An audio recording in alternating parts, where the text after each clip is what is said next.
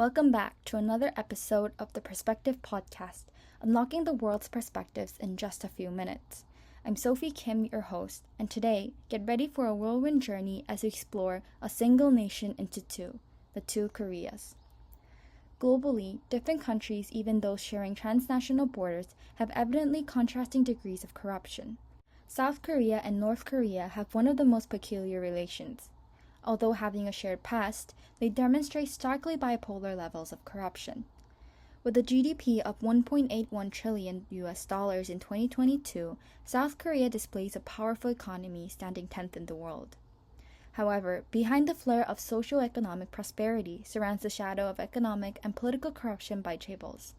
Chaebol is a direct transliteration of the word chaebol, which refers to family-owned conglomerates created in the 1960s. The same global multinationals that lead the South Korean economy today, such as Samsung, LG, and Hyundai. In 2019, 84% of the South Korean GDP was accounted for only by chaebols, where 5 conglomerates were enough to construct half of the South Korean stock market value. Surprisingly, the formation of chaebols had an agreeable intention, a concerted effort to rebuild the lost Korean economy after the devastating Korean War.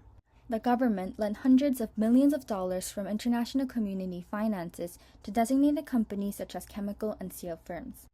Although the money was derived from an illegal standpoint, President Park was able to strengthen the economy and create a self-reliant government.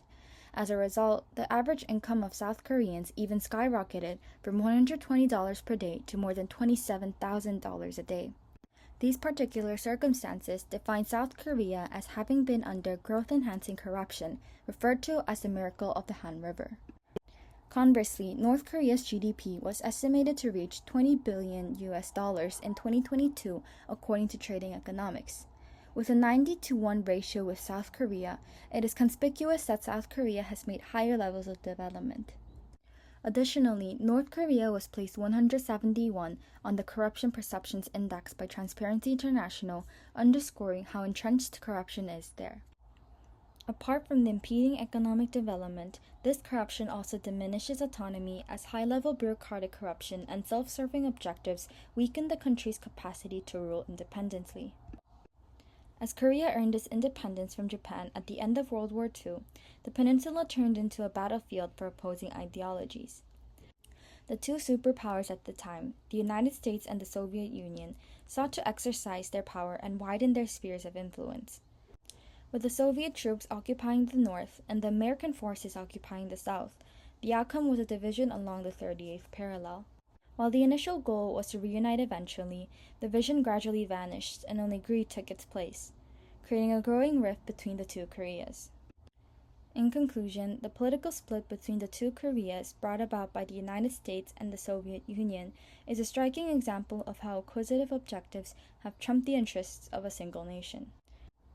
This divide has had long-lasting effects since South Korea and North Korea took different routes that have influenced their whereabouts indefinitely. Thank you for joining us on this episode of Unpacking the Corruption in a Single Nation of Two. What do you think about this tragedy? Remember, you can always find more captivating short videos and enriching episodes right here at the Perspective Podcast. Until next time, stay curious, stay open, and keep embracing the world's diverse perspectives. See you in the next episode.